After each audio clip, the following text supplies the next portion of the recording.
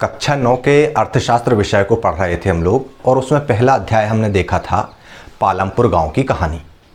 पालमपुर गांव की कहानी को पढ़ते हुए हम लोगों ने कृषि क्रियाएं और गैर कृषि क्रियाओं को समझा था। कृषि क्रियाएं वे क्रियाएं थीं जिनमें कृषि उत्पादन होता था। कृषि उत्पादन के अलावा जैसे डेयरी उत्पादन, परिवहन, दुकानदारी इत्यादि जो चीज़ें थीं वे गैर कृषि क्रियाओं के अंतर्गत आती थीं। इन्हीं गैर कृषि क्रियाओं में मानव पूंजी की आवश्यकता होती थी। तो आज हम इस अध्याय में जिसका नाम है संसाधन के रूप में लोग, उसको पढ़ने जा रहे हैं। तो अभी तक क्या होता था कि अर्थव्यवस्था की दृष्टि से यदि हम देखें तो मानव जनसंख्या को एक दायित्व के रूप में जाना जाता था।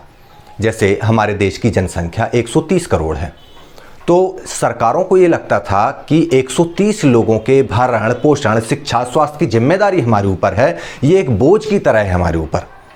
लेकिन यदि हम इसको एक परिसंपत्ति के रूप में देखें, एक दूसरे तरीके से इसको समझें, तो हमको यह परिसंपत्ति से अधिक मानव पूंजी नजर आएगी। यदि इसी मानव जनसंख्या के ऊपर शिक्षा, स्वास्थ्य और चिकित्सा आदि माध्यम से निवेश किया जाए तो यह एक बहुत अच्छा कीमती परिसंपत्तिक स्टॉक बन सकता है, ज्ञान का माध्यम बन सकता है। संसाधन के रूप में लोग जो है वर्तमान उत्पादन कौशल और क्षमताओं का वर्णन करने का एक तरीका है कि लोगों के अंदर उत्पादन कौशल क्या है और उनकी क्षमताएं क्या हैं, इसको समझने का एक तरीका है। अर्थात सकल राष्ट्रीय उत्पाद में जनसंख्या का क्या योगदान है, इसको समझने का एक तरीका भी संसाधन के रूप में लोग होता है। मैं मनीष शंकर तिवारी, माध्यमिक शिक्षक, शासकीय हाई स्कूल पीपरपानी, विकासखंड साईखेड़ा, जिला नरसिंहपुर से आज आप लोगों के लिए लेकर आया हूं कक्षा 9 के अर्थशास्त्र विषय के अंतर्गत संसाधन के रूप में लोग। इसको आप एक कहानी के तौर पर समझेंगे। इस अध्याय में दो मित्र हैं, शकल और विलास। उनकी कहानी के माध्यम से यह अध्याय आगे बढ़ता है जिसमें आप महत्वपूर्ण चीज़ों को समझेंगे। चलिए हम आरंभ करते हैं। संसाधन के रूप में लोग, परिचय तथा शकल और विलास की कहानी। दूसरे संसाधनों की भांति जनसंख्या भी एक संसाधन है जिसे हम मानव संसाधन कहते हैं। जैसा कि आप इस चित्र में देख रहे हैं कि एक गुड़िया ये पूछ रही है कि मानव संसाधन क्या है, क्या यह भूमि अथवा श्रम के समान है? तो जवाब में यह बच्चा कहता है कि नहीं नहीं, यह उससे अधिक है। फिर कौतूहलवश यह गुड़िया पूछती है, मानव पूंजी क्या रुपया, पैसा, डॉलर के समान है? तो जवाब मिलता है कि नहीं नहीं, यह उससे भी अधिक है।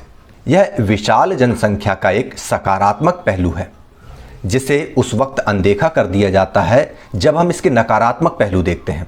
जनसंख्या का नकारात्मक पहलू क्या होता है? जैसे ये विशाल जनसंख्या आपको यहाँ पर दिख रही है, ये विशाल जनसंख्या जनसमूह यहाँ पर बैठा हुआ है और इनके सारे मुंह जो है खुले हुए हैं।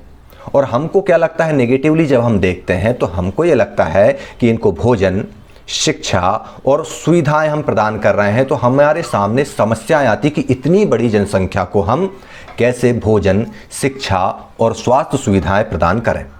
ये नकारात्मक पहलू है। लेकिन जब हम इसको और अधिक शिक्षा और स्वास्थ्य द्वारा विकसित करते हैं तब हम इसे मानव पूंजी निर्माण कहते हैं, और जो भौतिक पूंजी निर्माण की भांति ही देश की उत्पादक शक्ति में वृद्धि करता है।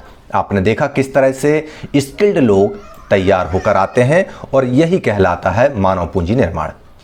भौतिक पूंजी, जैसे कि मैंने आपको बताया था पिछले अध्याय में पालमपुर गांव की कहानी पढ़ते हुए कि औजार, मशीन, भवन ये स्थायी भौतिक पूंजी होती है, जबकि कच्चा माल और नगद मुद्रा कार्यशील भौतिक पूंजी के अंतर्गत आता है। और तीसरी चीज जो होती है, जो भूमि, भवन और भौतिक पूंजी को समन्वयित करने का कार्य करती है, वो कहलाती है मानव पूंजी। और मानव पूंजी का निर्माण हम किससे करते हैं? शिक्षा और स्वास्थ्य के द्वारा, प्रशिक्षण के द्वारा। ठीक है ना, ये चीज आपको समझ में आगे होगी। चलिए आगे बढ़ते हैं। मानव पूंजी में निवेश मतलब जो जनसंख्या है, जो एक व्यक्ति है जो इस तरह से खड़ा हुआ है, जिसके पास में कोई नॉलेज नहीं है, वह उसके ऊपर निवेश कैसा करें? शिक्षा और प्रशिक्षण तथा स्वास्थ्य के माध्यम से जब हम उसके ऊपर निवेश करते हैं तो वह भौतिक पूंजी की भांति ही प्रतिफल प्रदान करता है। मतलब फिर हमारे देश के विकास में वह भी सहयोग करने लगता है।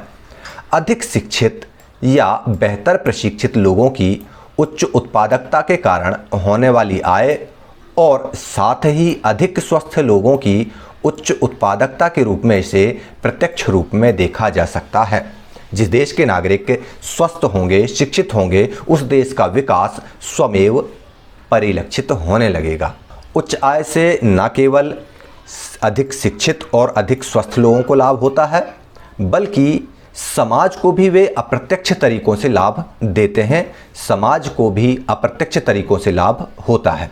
कैसे?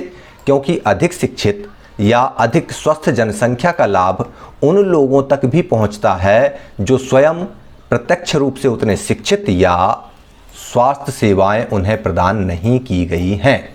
तात्पर्य यह है कि जो व्यक्ति शिक्षित होगा, स्वस्थ होगा, और जो व्यक्ति अशिक्षित है और अस्वस्थ है, तो शिक्षित और स्वस्थ व्यक्ति जब अशिक्षित और अस्वस्थ लोगों के बीच में जाएगा, उस जनसंख्या की तरफ देखेगा, तो निश्चित रूप से एक इंस्पिरेशन पैदा होगी और इसका लाभ जो है उस तबके को भी पहुंचेगा जहां पर शिक्षा और स्वास्थ्य की सेवाएं अभी नहीं पहुंची हैं।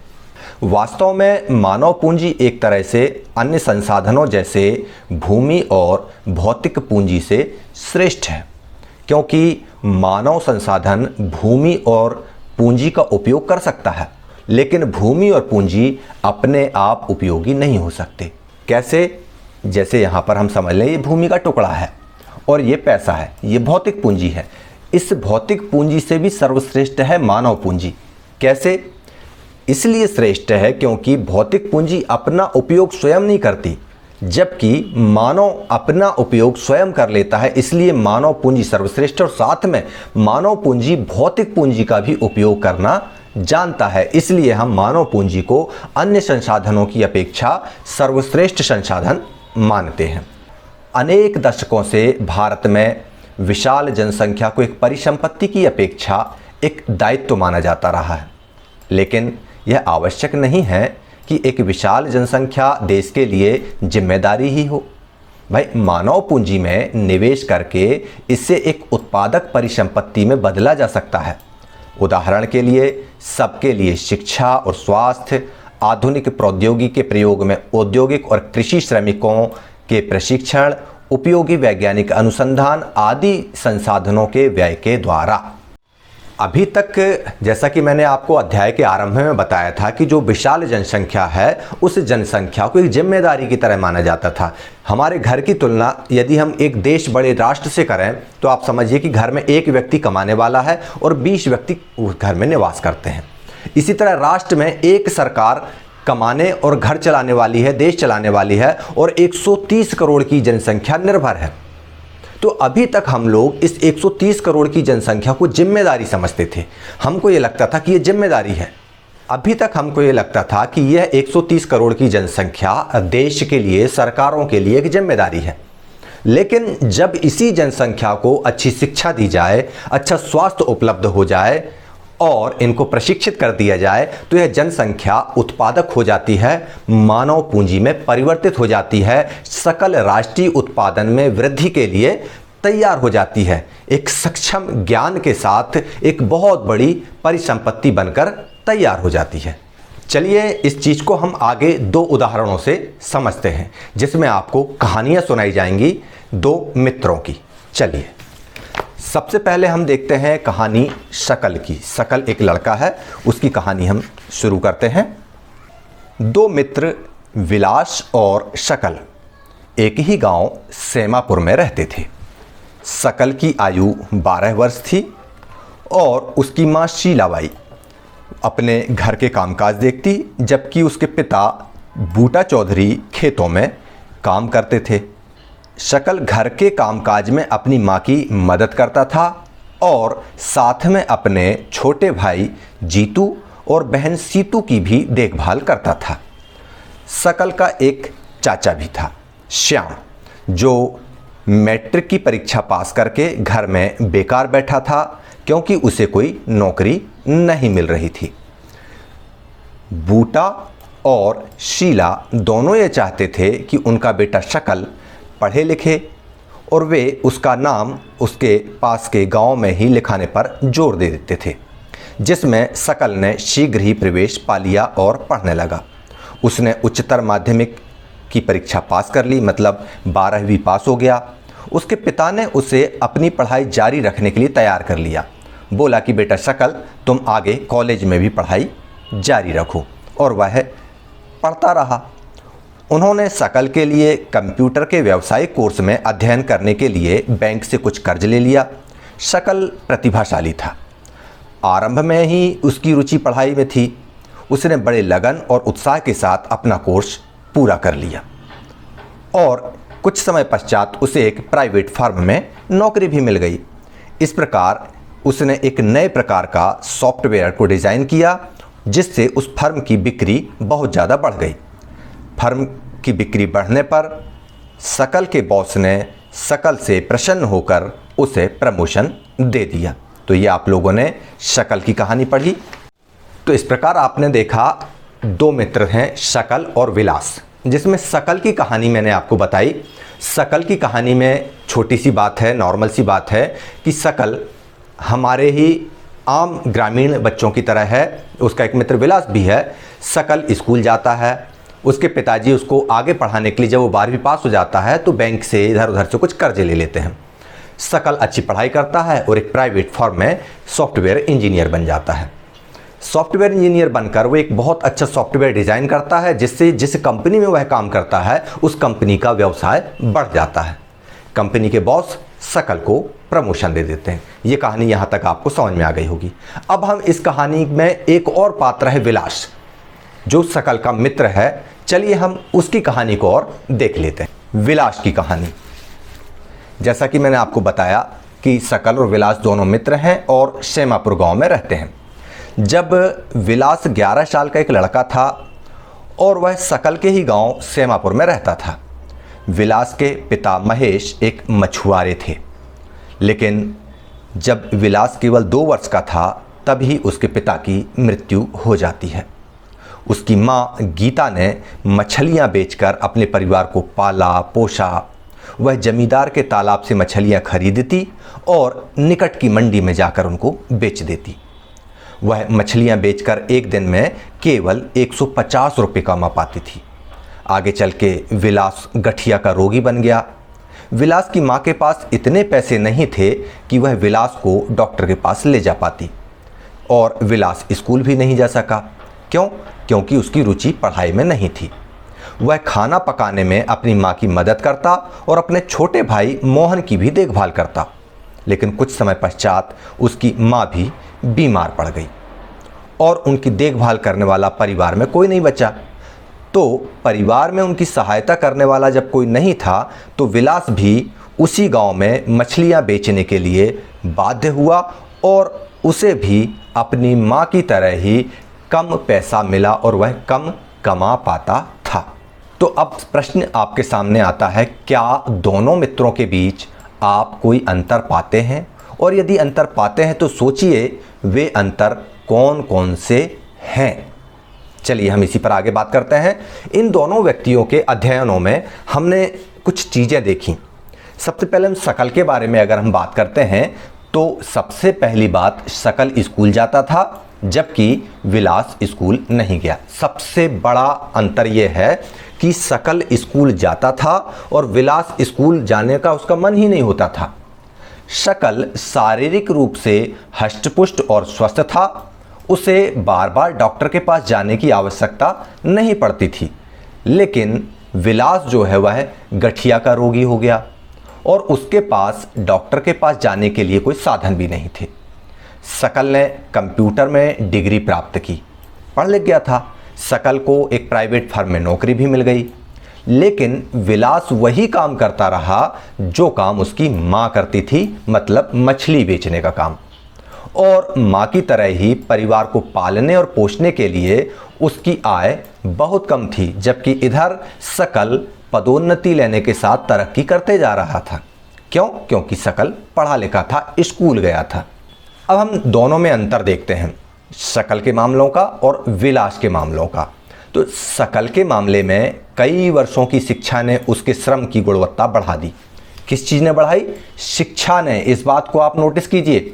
सामान्य तौर पर मैं देखता हूं कि ग्रामीण क्षेत्रों के बच्चे विद्यालय आने में आनाकानी करते हैं, और अभी जब लॉकडाउन की स्थिति है, ऐसे में जब घर में बैठकर पढ़ाई करना है तो इस मामले में वे बहुत ज़्यादा लापरवाह हो जाते हैं।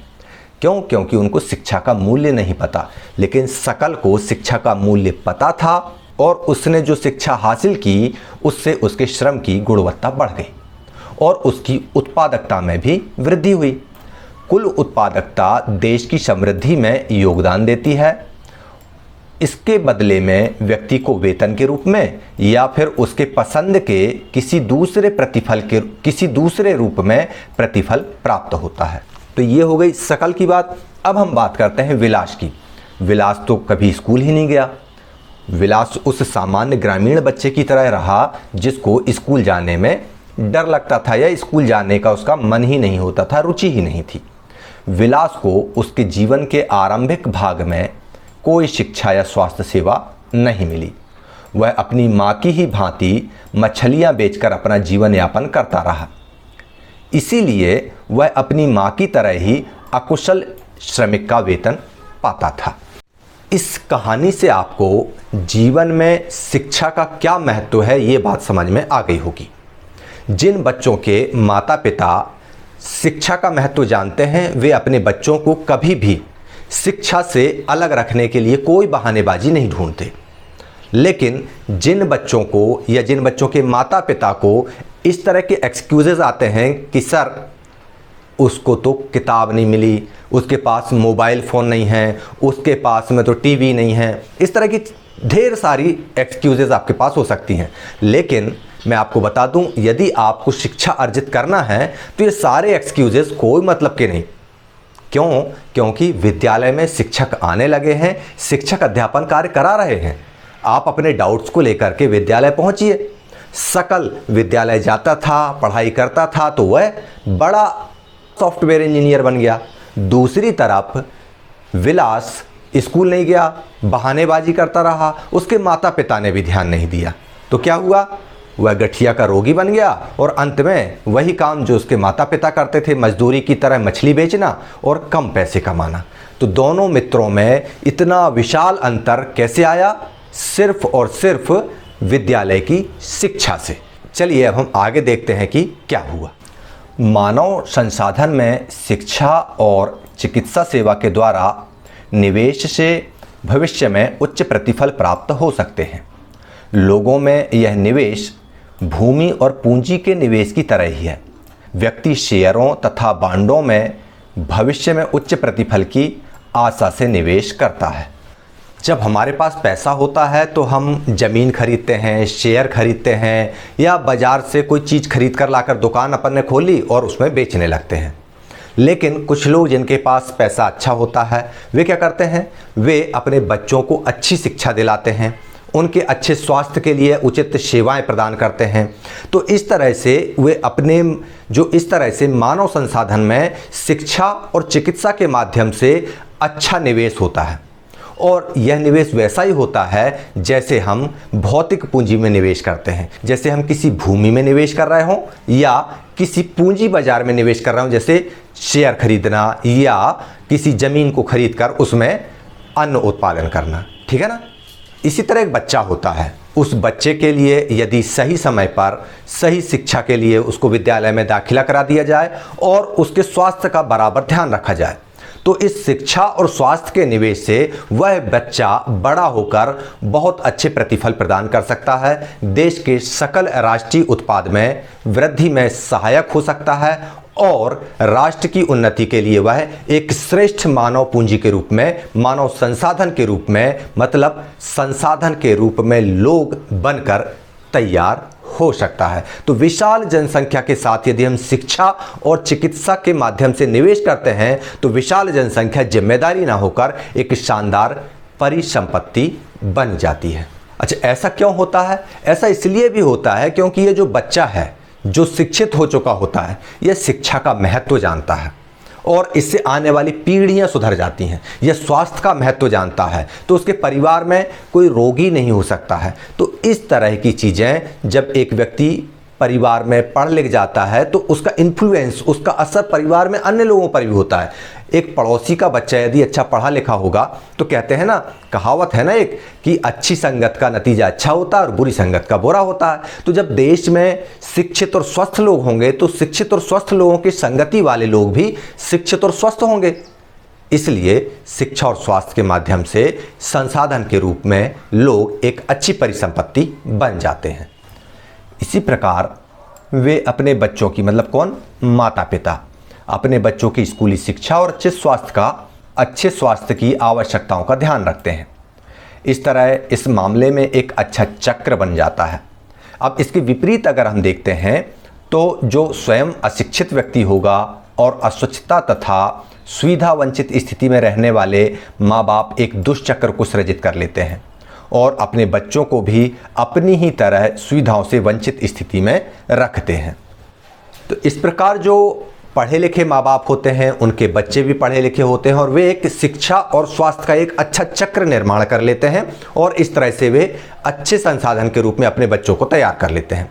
इसके विपरीत जब हम देखते हैं जिनके माँ बाप भी पढ़े लिखे नहीं हैं और साथ में इतने जागरूक भी नहीं हैं कि वे अपने बच्चों को भी पढ़ा पाएँ और अपने बच्चों को भी शिक्षा दे पाएँ और उनकी आवश्यक स्वास्थ्य सेवाओं को उपलब्ध करा पाएँ, ऐसी स्थिति में उनके बच्चे भी उनके माँ बाप की तरह ही एक गरीबी के दुष्चक्र में, अस्वास्थ्य के दुष्चक्र में फंसे रह जाते हैं और कभी तरक्की नहीं कर पाते। और जैसा उन्होंने अपनी पीढ़ी से सीखा होता है वैसा ही वे आने वाली पीढ़ी को देते हैं। तो इसलिए पढ़े लिखे माँ बाप अपने बच्चों को शिक्षा दिलाते हैं तो इनके बच्चे भी आने वाली पीढ़ी को अच्छा तैयार करते हैं। लेकिन कभी यह भी होता है कि जैसे बूटा चौधरी और शीला बहुत ज़्यादा पढ़े लिखे नहीं थे लेकिन उन्होंने शिक्षा का महत्व समझा, सकल को पढ़ाया। इधर विलास के माँ बाप जो थे, गीता और महेश, ये पढ़े लिखे नहीं थे लेकिन इन्होंने शिक्षा का महत्व नहीं समझा और शिक्षा के प्रति विलास को भी लापरवाह बना दिया। परिणाम ये हुआ कि विलास भी गरीब का गरीब रह गया। अगर हम देशों से तुलना करें तो जापान जैसे देशों में मानव संसाधनों पर पर्याप्त निवेश किया जाता है। चलिए हम उसको समझ लेते हैं। जापान जैसे देशों ने मानव संसाधन पर निवेश किया है। क्यों? क्योंकि उनके पास कोई प्राकृतिक संसाधन नहीं है। इसके बावजूद भी ये देश विकसित और धनी है। वे अपने देश के लिए आवश्यक प्राकृतिक संसाधनों का आयात करते हैं। वे कैसे धनी बने, कैसे विकसित बने? उन्होंने लोगों में विशेष रूप से शिक्षा और स्वास्थ्य के क्षेत्र में निवेश किया। उन लोगों ने भूमि और पूंजी जैसे अन्य संसाधनों का कुशल उपयोग किया। इन लोगों ने जो कुशलता और प्रौद्योगिकी विकसित की उसी से ये देश धनी और विकसित बने। जैसा कि आप लोगों ने देखा कि जापान एक ऐसा देश है जहां पर अपने कोई प्राकृतिक संसाधन नहीं है, मतलब है तो बहुत न्यून मात्रा में है। और विश्व युद्ध में जब हम विश्व युद्ध में उसके ऊपर परमाणु बम जैसे हमले हो गए, इसके बाद तो जापान जैसे देश की कमर ही टूट गई थी। लेकिन उसने अपने देशवासियों के ऊपर शिक्षा और स्वास्थ्य के क्षेत्र में पुरजोर निवेश किया और जो सीमित संसाधन उपलब्ध हैं उन संसाधनों का उपयोग एक प्रशिक्षित मानव संसाधन के माध्यम से करना शुरू किया। सरल शब्दों में कहें तो उसने अपने देश के लोगों को पढ़ाया, लिखाया और स्वास्थ्य की दृष्टि से स्वस्थ बनाया। तो स्वस्थ नागरिक जो अब उनके देश में जो संसाधन उपलब्ध थे, प्राकृतिक संसाधन सीमित रूप से, उनका बहुत अच्छे से उपयोग किया और जापान को आज विश्व के नंबर 1 देशों की श्रेणी में, विकसित देशों की श्रेणी में, धनी देशों की श्रेणी में लाकर खड़ा कर दिया। चलिए अब हम महिलाओं और पुरुषों में तुलना करते हैं कि जनसंख्या का देखा हमने कि जनसंख्या की जो स्थिति है उसमें महिलाएं भी आती हैं और पुरुष भी आती हैं। तो महिला एवं पुरुषों के आर्थिक क्रियाकलाप क्या है, चलिए हम उसे समझते हैं। विलास और सकल की तरह के लोग विभिन्न क्रियाकलापों में संलग्न हैं। हमने देखा कि विलास मछलियां बेचता था और सकल को एक फर्म में नौकरी मिल गई थी। विभिन्न क्रियाकलापों को 3 प्रमुख क्षेत्रों जैसे प्राथमिक क्षेत्र, द्वितीयक क्षेत्र और तृतीयक क्षेत्र में वर्गीकृत किया गया है। इस चैप्टर में हम देखेंगे प्रमुख आर्थिक क्षेत्रकों के बारे में, प्राथमिक क्षेत्रक, द्वितीयक क्षेत्रक और तृतीयक क्षेत्रक। चलिए देखते हैं। आर्थिक आधार पर क्रियाकलापों का वर्गीकरण। सबसे पहले हम देखेंगे कि कितने भागों में बांटा है। जैसा कि मैंने बताया 3 भागों में। पहला भाग कहलाता है प्राथमिक क्षेत्रक, दूसरा द्वितीयक क्षेत्रक और तीसरा तृतीयक क्षेत्रक। प्राथमिक क्षेत्रक के अंतर्गत कृषि, वानिकी, पशुपालन, मत्स्य पालन, मुर्गी पालन एवं खनन तथा उत्खनन आता है, जबकि द्वितीय क्षेत्र में विनिर्माण और तृतीय क्षेत्र में व्यापार, परिवहन, संचार, बैंकिंग, बीमा, शिक्षा, स्वास्थ्य, पर्यटन सेवाएं आदि आती हैं। अब इसको आप लोग समझिए, बहुत अच्छे से देखिए कि जितनी भी प्राकृतिक चीज़ें हैं, खेती प्राकृतिक चीज है, वानिकी प्राकृतिक है, पशुपालन प्रकृति द्वारा प्रदत्त पशुओं का पालन करना है, मछली प्रकृति द्वारा प्रदत्त है, मतलब सीधे प्रकृति से जुड़े हुए चीज़ों का प्रयोग संसाधन के रूप में करना प्राथमिक क्षेत्र कहलाता है। जैसे हम देखते हैं यहाँ पर गन्ने की खेती करना, तो गन्ने की खेती करना क्या कहलाया? प्राथमिक क्षेत्र, कृषि के अंतर्गत आया। अब उसी गन्ने को जब हम शक्कर बनाने के लिए आगे बढ़ते हैं तो वह आ जाता है विनिर्माण का क्षेत्र, उद्योग का क्षेत्र, तो वह कहलाता है शक्कर निर्माण का क्या कहलाएगा? द्वितीय क्षेत्र के अंतर्गत आ जाएगा। वह उद्योग जो शक्कर उद्योग है वह द्वितीय क्षेत्र कहलाएगा। लेकिन जिस शक्कर का निर्माण किया उस शक्कर का व्यापार करना है, उस शक्कर का परिवहन करना है, तो क्या कहलाएगा? वह तृतीय क्षेत्र कहलाएगा। मतलब प्राथमिक क्षेत्र से जो खेती की, उस खेती से जो गन्ना उत्पादन किया वह द्वितीय क्षेत्र में आकर शक्कर बना और व्यापार परिवहन के माध्यम से उसको हमने जनता तक पहुंचाया, वह कहलाया तृतीय क्षेत्र। तृतीय क्षेत्र को हम सेवा क्षेत्र के नाम से भी जानते हैं। ये यहाँ पर आता है तृतीय क्षेत्र। व्यापार, परिवहन, संचार, बैंकिंग, बीमा, शिक्षा, स्वास्थ्य एवं पर्यटन सेवाएं। इस तृतीय क्षेत्र में जितना अधिक हम निवेश करेंगे, जितना ज़्यादा हम उसको सिंचित करेंगे, उतना ही ज़्यादा हमको वस्तुओं और सेवाओं का उत्पादन प्राप्त होगा। ये क्रियाकलाप राष्ट्रीय आय में मूल्यवर्धन करते हैं। ये क्रियाएं ही आर्थिक क्रियाएं कहलाती हैं। आर्थिक क्रियाएं 2 प्रकार की होती हैं, इसके 2 भाग होते हैं। पहला होता है बाजार की क्रियाएं और दूसरा गैर बाजार क्रियाएं। बाजार क्रियाएं किसे कहते हैं? तो आपको बता दें कि बाजार क्रियाओं में वेतन या लाभ के उद्देश्य से की गई क्रियाओं के लिए पारिश्रमिक का भुगतान किया जाता है। इनमें सरकारी सेवा सहित वस्तुओं एवं सेवाओं का उत्पादन शामिल है, जबकि गैर बाजार क्रियाओं से अभिप्राय स्व उपभोग के लिए उत्पादन है, जैसे खेती के लिए किसान करता है। इनमें प्राथमिक उत्पादों का उपभोग और प्रसंस्करण तथा अचल संपत्ति का स्वलेखा उत्पादन आता है। तो इस तरह से संसाधन के रूप में लोग, यह जो अर्थशास्त्र का दूसरा पार्ट था, इसको आप लोग समझ पा रहे होंगे बहुत अच्छे से कि संसाधन के रूप में लोग कब काम आते हैं? जब उन लोगों के ऊपर शिक्षा और स्वास्थ्य की दृष्टि से निवेश किया जाता है। एक अच्छा शिक्षित व्यक्ति, एक स्वस्थ व्यक्ति और प्रशिक्षित व्यक्ति किसी राष्ट्र के लिए उपयोगी साबित हो सकता है। जैसे सकल। इसके विपरीत यदि अशिक्षित हैं और अस्वस्थ हैं तो ऐसे अशिक्षित और अस्वस्थ व्यक्ति राष्ट्र के लिए परिसंपत्ति नहीं होंगे, फिर वे राष्ट्र की जिम्मेदारी हो जाते हैं और अपनी आवश्यकताओं के लिए ऐसे लोग तरह तरह के गलत रास्तों पर भी जा सकते हैं। यह भी एक नुकसान होता है। तो इसलिए हमने देखा कि सकल और विलास की कहानी से कि संसाधन के रूप में लोगों को एक अच्छी संपत्ति के रूप में, एक अच्छी परिसंपत्ति के रूप में कैसे तैयार किया जा सकता है। साथ ही हमने जाना आज कि आर्थिक क्रियाकलापों के कितने क्षेत्रक होते हैं। 3 होते हैं। पहला प्राथमिक, द्वितीयक और तृतीयक क्षेत्र। तीनों को हमने गन्ने की खेती के उदाहरण से समझा भी। प्राथमिक क्षेत्र मतलब गन्ने की खेती करना, द्वितीयक क्षेत्र मतलब उस गन्ने को फैक्ट्री में ले जाना और शक्कर का उत्पादन करना, और तृतीय क्षेत्र मतलब सेवा क्षेत्र, उस शक्कर का व्यापार करना, व्यापार करने के लिए परिवहन करना, संचार इत्यादि के प्रयोग से उस शक्कर की खपत करना। ये कहलाता है तृतीय क्षेत्र मतलब सेवा क्षेत्र। सेवा क्षेत्र में जितना निवेश करेंगे, जितना उसको अभिसिंचित करेंगे, वस्तुओं का उत्पादन उतना ज़्यादा होगा, सेवाओं का उत्पादन उतना अधिक होगा। ये हमने आज समझा। साथ में हमने 2 क्रियाओं को जाना, बाजार की क्रियाएं और गैर बाजार की क्रियाएं। बाजार की क्रियाएं वे क्रियाएं जिनमें सेवाओं के बदले में दाम मिलते हैं, और गैर बाजार की क्रियाएं वे क्रियाएं जिसमें खेत में किसान अपने उपयोग के लिए फसल उगाता है या जो उत्पादन करते हैं उसका उपभोग स्वयं करता है। तो इस तरह से बाजारी क्रियाएं और गैर बाजारी क्रियाएं भी आपने समझ ली। चलिए अब 2 क्रियाकलाप हैं जिनको आपको घर में करना है, उनको नोट कर लीजिए। पहला, अपने निवास क्षेत्र के निकट किसी गांव या कॉलोनी में जाएं और उस गांव अथवा कॉलोनी के लोगों द्वारा किए जाने वाले विभिन्न क्रियाकलापों को लिखें। देखें कि लोग क्या क्या कर रहे हैं। हाँ, अगर आपका ऐसा कर पाना संभव नहीं है तो आप अपने पड़ोसियों से पूछें कि उनका व्यवसाय क्या है और उनके काम को आप 3 क्षेत्रकों में से किस क्षेत्र में रखेंगे।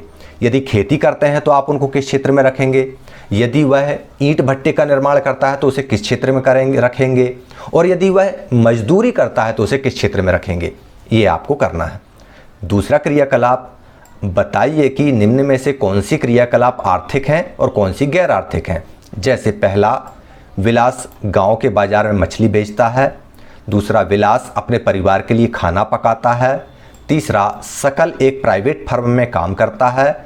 चौथा, सकल अपने छोटे भाई और बहन की देखभाल करता है। इनमें कौन सी क्रियाएं आर्थिक हैं और कौन सी गैर आर्थिक हैं, ये आपको बताना है। तो इस प्रकार आप लोगों ने संसाधन के रूप में लोग का यह पहला चैप्टर पढ़ लिया और समझ लिया होगा।